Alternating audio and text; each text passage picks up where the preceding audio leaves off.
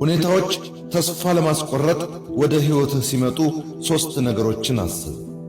አምላክህ ካንተ ጋር እንደነበር አሁንም ካንተ ጋር እንዳለና ሁል ጊዜም ካንተ ጋር እንደሚሆን።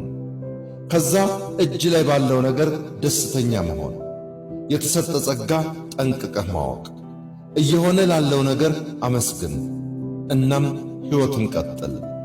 ባለው ነገር ደስተኛ ያልሆነ ሰው የሚመኘውንም ነገር ቢያገኝ ደስተኛ አይሆንም።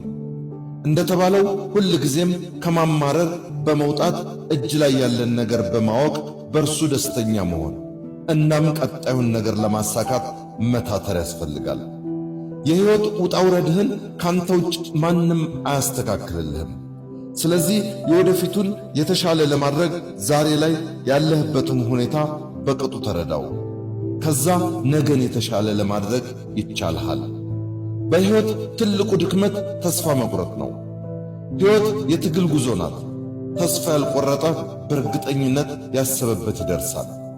አንድ ነገር በእርግጠኝነት መናገር የሚቻለው ሕይወት ሁል ጊዜ ሁለተኛ ዕድል እንደምትሰጥ ነው።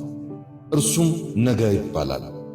የዛሬ መውደቅህ ስኬታማ ላለመሆንህ በፍጹም ምስክር አይሆንም።